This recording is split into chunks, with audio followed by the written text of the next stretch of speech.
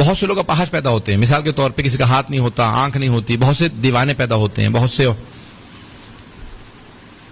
Number 1، اللہ سبحانہ تعالیٰ اگر کسی کی کوئی چیز سلب کرتا ہے تو اس کے بدلے میں اس کو ضرور کچھ نہ کچھ بدل دیتا ہے. جس کی بینائی نہیں ہوتی اس کے دوسرے حواس اتنے تیز ہوتے ہیں جتنے میرے اور آپ کے ہو ہی نہیں سکتے.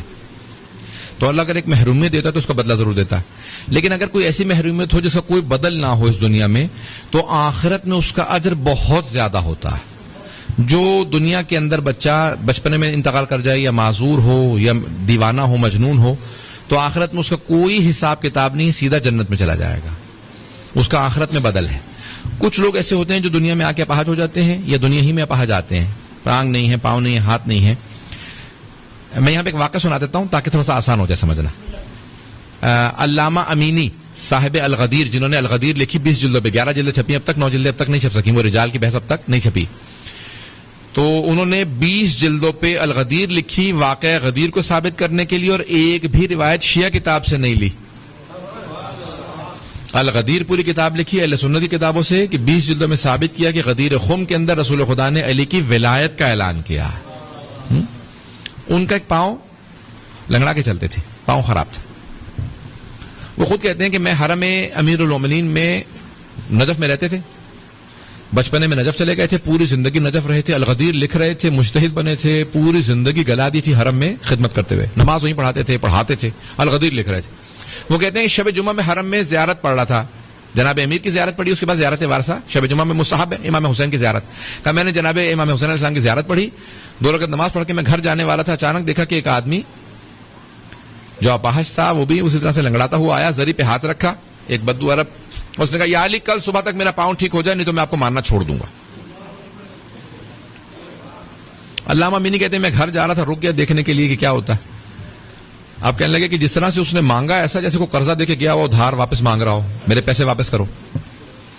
میں نے دیکھا کہ اس میں کوئی ادب نہیں، مانگنے کا کوئی سلیقہ نہیں. پھر اس کے پاؤں کو دیکھا، گارا لگا ہوا، اس کا مطلب ہے وضو بھی کر کے نہیں آیا، گارے سمیت ایسے آ گیا.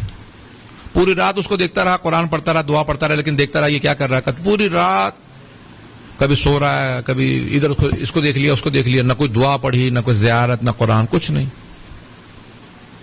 پوری رات اس کو دیکھتا رہا. پھر اس نے جیسی اذان ہوئی فجر کی، اس نے نماز وغیرہ کی کوئی تیاری نہیں کی، فوراً چل کے دیکھا میرا پاؤں ٹھیک ہوا یا نہیں ٹھیک ہوا. کہ دیکھا تو اس کا پاؤں ٹھیک ہو گیا، اور کوئی خوش بھی نہیں ہوا. زری پہ ہاتھ رکھا، یا علی شکریہ میرا پاؤں ٹھیک ہو گیا، میں جا رہا ہوں، خدا حافظ. کہ اس کا تو پاؤں ٹھیک ہو گیا، میرا دل ٹوٹ گیا. 35 سال سے نجف میں خدمت کر رہا ہوں، آج تک میرا پاؤں ٹھیک نہیں ہوا. علامہ امینی کہتے ہیں 35 سال سے، اور الغدیر لکھ رہا ہوں پچھلے 20 سال سے. لیکن کہیں گے میری میں اتنی جرت نہیں تھی کہ میں مولا سے شکوہ کر سکتا. جن کے رتبے ہے سوا ان کے سوا منزل ہے. اب ان کے رتبہ ان کا مختلف تھا، بہت بڑے آیت اللہ تھے، مرجع تھے. انہوں نے کہا میرے میں جرت نہیں تھی میں مولا سے شکوہ کر سکتا. میں نے نماز فجر پڑھی، زری پہ آیا دوبارہ کا مولا اجازت ہے میں گھر جا رہا ہوں. اجازت لی، پھر زری پہ پشت نہیں کی، بڑے ادب کے ساتھ میں گھر گیا تھوڑی دیر سو لوں، پوری رات جاگتا رہا ہوں. اب میرے دل کے اندر بس وہ ایک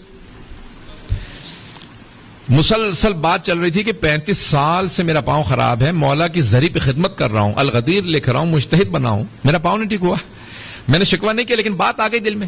کہ میں سو گیا، جیسے سویا فوراً خواب میں امیر المومنین کی زیارت ہوئی. مولا آئے اور آنے کے بعد ایک جملہ کہا اے عبد الحسین امینی، جہاں تک تیری الغدیر کا تعلق ہے تو میرا حق ہے کہ تو لکھے. میں اس کا وہی ادراک کر سکتا ہے کہ جو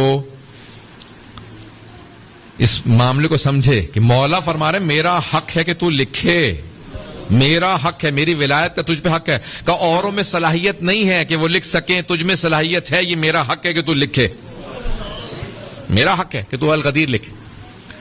نمبر 2، جہاں تک تیرے اجتہاد کا تعلق ہے آخرت میں بہت بدل ہے، اور الغدیر کے بھی بدلے میں تجھے میں آخرت میں جو کچھ ملے گا دنیا میں تو سمجھ ہی نہیں سکتا. لیکن جہاں تک تیرے پاؤں کا تعلق ہے تو جانتا ہی نہیں ہے کہ اس بیماری کا آخرت میں بدل کیا ہے. اگر میں تیرا پاؤں ٹھیک کر دوں، اور میں طاقت رکھتا ہوں، ولایت رکھتا ہوں، میں ولایت رکھتا ہوں تیرا پاؤں ٹھیک کر دوں، لیکن نہیں ٹھیک کر رہا کیونکہ تو جانتا نہیں ہے آخرت میں بدل کیا. اور سن، اگر تم مجھ سے یہ بھی کہہ دینا یا علی میں ماننا چھوڑ دوں گا میرا پاؤں ٹھیک کر دیں تب بھی تیرا پاؤں ٹھیک نہیں کروں گا. نہیں توجہ سے سنیے گا. کہا کیونکہ وہ جو کہہ رہا تھا نا کہ یا علی میں ماننا چھوڑ دوں گا وہ واقعا ماننا چھوڑ دیتا.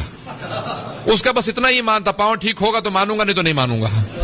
کہ تو اگر مجھے کہہ بھی دے کہ میں یا علی آپ کو ماننا چھوڑ دوں گا میں تیرا تب بھی پاؤں ٹھیک نہیں کروں گا کیونکہ جانتا ہوں تو جائے گا کہاں. یہاں ناراض ہو کے باہر نکلے گا وہاں پھر واپس آ کے مجھ سے معافی مانگے گا یا علی جسارت ہو گئی مجھے معاف کر دے. مجھے پتا تو کہیں نہیں جائے گا لیکن وہ اس کا ایمان بس اتنا ہی تھا. اذان گرامی بعض اوقات دنیا کے اندر چھوٹی چھوٹی پریشانیاں بیماریاں پریشانیاں ہوتی ہیں انسان کو معلوم نہیں ہوتا آخرت میں اس کا بدل کیا ہے. اللہ اگر ایک چیز سے محروم کرتا ہے تو اس کے بدلے میں اس دنیا اور آخرت میں کیا دیتا ہے وہ ہم نہیں جانتے. اگر بات واضح ہے تو انشاءاللہ تعالی یہ جو آزمائشی دنیا کے اندر آتی ہیں ان تمام چیزوں کے بدل ہوتے ہیں. ان تمام چیزوں کے اس آخرت کے اندر بدل ہے چاہے وہ معذوری ہو کوئی بھی چیز ہو اس کا آخرت میں بہت بڑا ہمارے لیے بدل موجود.